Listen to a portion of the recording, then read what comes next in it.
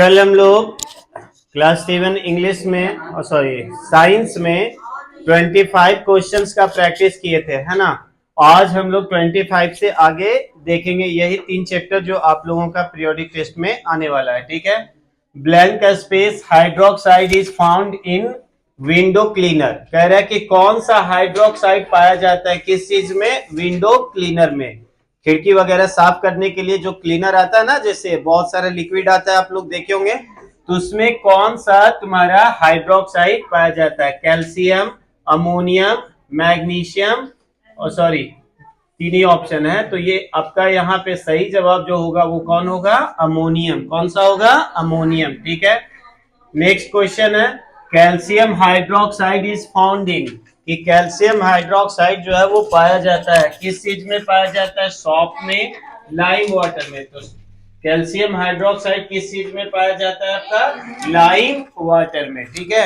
Lime water मतलब चूना का जो पानी होता है, चूना का जो मिश्रण, उसमें आपका क्या पाया जाता है? Calcium hydroxide. ठीक।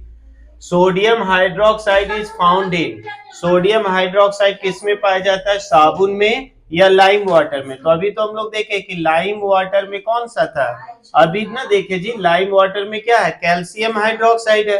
तो हमारे से अब पूछ रहा है कि सोडियम हाइड्रोक्साइड कहाँ है? तो सोडियम हाइड्रोक्साइड कहाँ पे हो जाएगा? साबुन में। किस चीज में? सॉप में। ठीक है। नहाने वाला जो बाथिंग सॉप होती है उसमें सोडियम हाइड्रोक्साइड की मात्रा कम होती है, और जो आपका वॉशिंग डिटर्जेंट होते हैं, जैसे कपड़ा साफ करने वाले जो साबुन होते हैं, उसमें सोडियम हाइड्रोक्साइड की मात्रा ज्यादा होता है। ठीक है। The distance moved by an object a unit time is called its speed. क्या कहते हैं उसको? स्पीड, है ना। The distance moved by an object a unit time, मतलब कि कोई भी एक मूविंग ऑब्जेक्ट है, कोई भी एक मूविंग ऑब्जेक्ट है, कोई भी गाड़ी है, जैसे कार है, बाइक है, कुछ भी है, और वो एक यूनिट टाइम में जितना डिस्टेंस कवर कर रही है वो उसका क्या कहलाता है? स्पीड कहलाता है। ठीक है। Question number 30, the time taken by the pendulum to complete an oscillation. ये कह रहा है कि घड़ी में देखे होंगे आप लोग, पेंडुलम है ना, वो एक ऑसिलेशन को कंप्लीट करने में जो टाइम लेता है उसे क्या कहते हैं सर? Time period. क्या कहते हैं? टाइम पीरियड होगा। ठीक है। Next, periodic events are used for the measurement of, periodic events का हम लोग किस चीज को मेजर करने में यूज करते हैं? टाइम का या स्पीड का? किस चीज का? टाइम का। ठीक है। किस चीज को मेजर करने में हम लोग पीरियोडिक इवेंट्स का यूज करते हैं? टाइम का। ठीक है। ग्राफ वगैरह यूज करते होंगे। The meter that measures the distance moved by the vehicle is known as, है ना, कि जिस मीटर से हम लोग मेजर करते हैं किस चीज को? Distance moved by the vehicle, कि कोई भी व्हीकल है, कोई भी गाड़ी है, वो कितना डिस्टेंस कवर की, उस चीज को मेजर करने के लिए जो तुम्हारा मीटर होता है उसे क्या कहते हैं? Odometer, speedometer. तो क्या कहते हैं हम लोग? ऑडोमीटर। स्पीडोमीटर से ये बताता है कि वो व्हीकल्स जो है वो कितनी स्पीड में चल रहा है और कितने डिस्टेंस गए हम लोग, 5 किलोमीटर गए या 50 किलोमीटर गए या 500 किलोमीटर गए, ये रिकॉर्ड किस पे होगा? ऑडोमीटर में, है ना। Next, the meter that records the speed directly in kilometre per hour. अभी तो बात कर रहे थे कि वो मीटर जो रिकॉर्ड करता है किस चीज को? किसी भी व्हीकल्स की स्पीड को, किस चीज में? किलोमीटर पर आवर में। तो उसे हम लोग क्या कहते हैं? स्पीडोमीटर। क्या कहते हैं? स्पीडोमीटर। कंफ्यूजन नहीं होना। If the speed of an object, किसी भी ऑब्जेक्ट का जो स्पीड है, moving along a straight line, कैसे भाई? एक स्ट्रेट लाइन में वो मूव कर रहा है, कीप्स चेंजिंग, वो उसका स्पीड जो है ना वो चेंज हो रहा है, कभी स्पीड ज्यादा हो रहा है तो कभी स्पीड कम हो रही है। ठीक। Its motion is said to be, तो उसके मोशन को हम लोग क्या कहेंगे? Non uniform motion. Non uniform motion, जैसे आप मार्केट में घूम रहे हो, टाउन में, कार से हो, ऑटो से हो या बाइक से हो, इवन आप कभी भी एक कांस्टेंट स्पीड में कभी भी नहीं चल पाएंगे, समझ गए ना। टाइम टू टाइम आपकी स्पीड इंक्रीज होगी, तो कभी कभी आपकी स्पीड जो है वो कम हो जाएगी, है ना। तो इस प्रकार के मोशन को क्या कहते हैं हम लोग, नॉन यूनिफॉर्म मोशन, ठीक है। Question number next, if an object moving along a straight line, कह रहा है कि यदि, सेम उल्टा क्वेश्चन है कि यदि कोई कोई एक मूविंग ऑब्जेक्ट है, वो भी एक स्ट्रेट पाथ पे चल रहा है विथ कांस्टेंट स्पीड, लेकिन उसका स्पीड इस बार कैसा है, बिल्कुल कांस्टेंट है। मान लो कि कोई हाईवे पे गाड़ी चल रही है ना, 8 लेन में गाड़ी चल रही है, 6 लेन में गाड़ी हाईवे पे चल रही है, जहां पे डिस्टरबेंस क्या है, कम है, ट्रैफिक में डिस्टरबेंस क्या है, कम है, तो वहां पे जो उसका मोशन होगा उसे हम लोग क्या कहेंगे, यूनिफॉर्म मोशन, यानी वहां पे बार बार ब्रेक अप्लाई करने की आवश्यकता नहीं पड़ेगी। Next question, what will happen when a diaphragm relax, क्या होता है जब डायफ्राम जो है ना वो रिलैक्स होता है एंड कर्व्स अपवर्ड, क्या होता है, 4 ऑप्शन है, जरा ध्यान दोगे। Air is forced out of the lungs, the rib cage goes up and outward, the volume of thoracic cavity increase, air pressure inside the thoracic cavity in decrease, क्या होगा बताइए, पढ़ाया गया ना आपको, क्या होगा इस सिचुएशन में, देखो थोड़ा सिचुएशन बेस्ड क्वेश्चन है ये।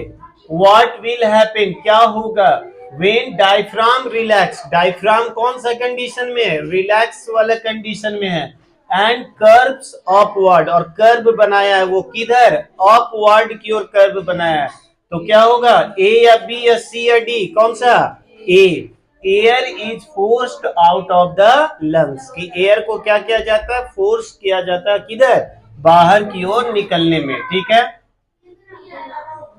when we inhale when we inhale we breathe in air into the lungs, जब हम सांस लिए, है ना जी, तो एयर जो है वो कहां पे गया, हमारे लंग्स में। What do we breathe out when we exhale, तो जब हम लोग एक्सहेल करते हैं तो हम लोग क्या करते हैं, only oxygen gas, only hydrogen gas, और air that has more oxygen than inhaled air, और air that has more carbon dioxide than inhaled air, किस चीज को करते हैं हम लोग, डी नंबर, कौन सा होगा इसमें जवाब, D number, air that has more carbon dioxide than inhaled air, कोई problem. Next, what is the function of the hair in the nose, हमारे नोज के भीतर क्या है, हेयर है ना जी, तो उस हेयर्स का क्या फंक्शन है, to secrete mucus, to trap dust particles, to protect the mucus glands, और to prevent germs from entering the lungs, क्या होगा, ए बी सी डी, कौन सा, B number, to trap dust particles, कि dust particles को वो क्या करना है, उसको ट्रैप करना है, ठीक है। 39, Which of these are the organs of human respiratory system, कह रहा है कि इसमें से ये 3 में से कौन जो ऑर्गन्स है जो हमारा रेस्पिरेटरी सिस्टम का पार्ट है, क्या ट्रैकिया है, ब्रोंकाइज है, एल्वियोलिस है, बिल्कुल है, तो इसका जवाब क्या होगा, ऑल ऑफ दीज, क्या होगा, all of these. 40 number, what is the end product of glucose in the absence of oxygen in muscle cells, कि क्या होता है, व्हाट इज द एंड मतलब अंत में क्या होता है ना, product of glucose in the absence of oxygen in muscle cells, carbon dioxide, lactic acid, ethanol और वाटर। सर कल के क्लास में भी हम चर्चा किए थे, पढ़ाने के दौरान में भी, कि जहां पर एब्सेंस ऑफ ऑक्सीजन होगा, ऑक्सीजन का यदि अभाव हो जाएगा तो क्या फॉर्म होगा, लैक्टिक एसिड, क्या फॉर्म होगा, लैक्टिक एसिड, ठीक है। Which of the following organism respire through tracheal system, कौन सा ऑर्गेनिज्म जो है ना वो ट्रैकियल सिस्टम से ब्रीदिंग करता है, यानी रिस्पायरेशन करता है, तो अर्थवॉर्म, कॉकरोच, फिश और फ्रॉग, कौन सा होगा, कल भी करवाए हैं, कौन सा होगा, क्या आंसर सिस्टम है sir? Respire through tracheal system. Trachea से कौन है? ट्रैकियल। सर फ्रॉग तो आपका दोनों तरह से कर रहा है, उसका लंग्स भी है सर, समझ गया ना, मॉइस्ट स्किन, दोनों से वो फ्रॉग करता है सर। क्या हो जाएगा आपका? कॉकरोच होगा। कौन सा होगा? कॉकरोच होगा। Why do we get muscles cramps after heavy exercise? पढ़ाने के दौरान कल भी बात किए थे कि बहुत ज्यादा एक्सरसाइज करते हैं या खेलते कूदते हैं तो हमारा मसल्स में क्या आ जाता है? क्रैम्प आ जाता है। किसकी वजह से sir? It is due to the partial breakdown of glucose to produce lactic acid. It is due to the complete breakdown. Complete breakdown तो होगा नहीं। It is the due to muscle cells that respire in the presence of oxygen नहीं।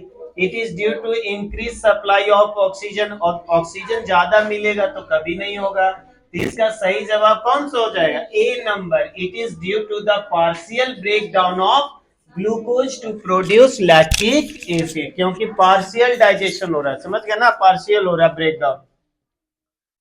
43. Which of the following statement is correct for anaerobic? anaerobic के लिए कौन सा जो है वो इनकरेक्ट है ना, सॉरी इज करेक्ट है। Food is broken down in the absence of oxygen, ये तो नहीं होगा सर। क्या पूछ रहा है? विच of the following statement is correct? कौन सा स्टेटमेंट करेक्ट है किसके लिए? एनाएरोबिक के लिए। तो food is broken down in the absence of oxygen, ये सही है, ये तो सही है जी। सर यहाँ किसका पूछ रहा है? एनाएरोबिक। एनाएरोबिक में तो एब्सेंस ऑफ ऑक्सीजन ही ना होगा sir. Next, break down of food occurs in the presence of oxygen, बिल्कुल नहीं। It is a slow process compare to aerobic respiration. It produces large amount of energy. Sir इसका सही जवाब कौन हो जाएगा? A number. कौन सा? A. 44. Breathing involve inspiration and expiration process. ब्रीदिंग में सर दोनों है, सांस का लेना भी और सांस को छोड़ना भी, है ना, इंस्पिरेशन भी और एक्सपिरेशन भी। Which the following take place during inspiration?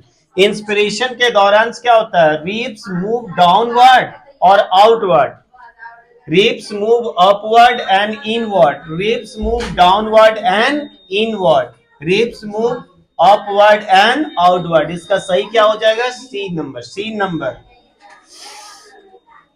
हाँ सॉरी डी नंबर हो जाएगा। Ribs move upward and outward, बाहर की ओर, ठीक है।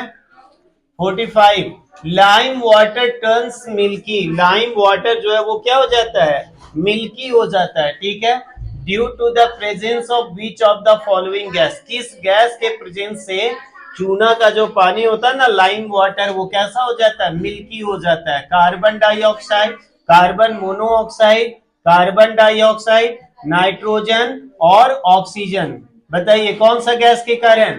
कार्बन डाइऑक्साइड के कारण, ठीक है। तो आज के सेशन में फिर हम लोग 20 क्वेश्चन पे बात किए। पसंद आया तो इसको लाइक जरूर करें।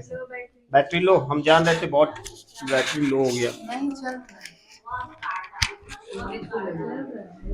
नहीं नहीं